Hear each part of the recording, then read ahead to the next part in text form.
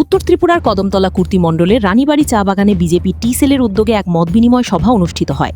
সভায় প্রধান বক্তা হিসেবে উপস্থিত ছিলেন বিজেপির ত্রিপুরা প্রদেশ সভাপতি ও বিধায়ক অভিষেক দেবরায়। এছাড়াও একাধিক বিধায়ক ও দলীয় নেতৃবৃন্দ উপস্থিত ছিলেন। চা শ্রমিকদের সমস্যা, সরকারি জনকল্যাণমূলক প্রকল্প এবং চা শিল্পের উন্নয়ন নিয়ে আলোচনা হয়। পাশাপাশি সংগঠনকে আরও শক্তিশালী করতে ঐক্যবদ্ধভাবে কাজ করার আহ্বান জানান অভিষেক দেবরায়।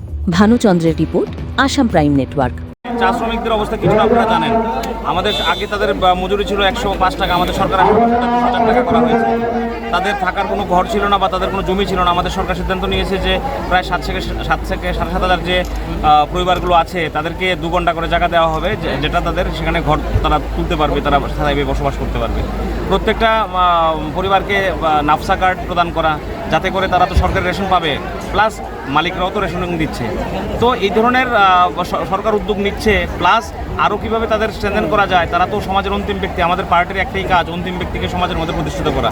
তো তাদের কাছে এলাম, তাদের কাছে সম্বর্ধনা পেলাম। আমি খুব আপ্লুত, এত সুন্দরভাবে তারা আমাকে গ্রহণ করেছে এবং উৎসাহিত করেছে। তো আমি আরও কাজ করার শক্তি পেলাম তাদেরকে দেখে, তাদের চেহারাগুলোকে দেখে। সারাদিন তো তারা পরিশ্রম করে, তো আমিও আরও বেশি করে আমাদের পার্টির জন্য এবং তাদের জন্য পরিশ্রম করার জন্য একটা ডোজ বা টনিক এখান থেকে নিয়ে গেলাম। এবং আগামী দিন আবার আসবো, তাদের স্বার্থ সম্বলিত যে সমস্ত বিষয়গুলো আছে সেগুলো নিয়ে আলোচনা করবো এবং তাদেরকে কীভাবে স্ট্রেনথেন করা যায় সেই জিনিসটা দেখবো। এখানে আমাদের জেলা সভাপতি, আমাদের মণ্ডল সভাপতি, আমাদের এমএলএ 3 জন এবং আমাদের সাধারণ সম্পাদক থেকে শুরু করে সমস্ত পার্টির সমস্ত চেয়ারম্যান, দিলীপ দা, সবাই টি সেলের কনভেনার সবাই ছিল। খুব ভালো লেগেছে, খুব সুন্দর উষ্ণ তারা আমাকে আপ্যায়ন করেছে বা অভ্যর্থনা দিয়েছে, যেটা করে আমি যথেষ্ট এনার্জি এখান থেকে নিয়ে গেলাম।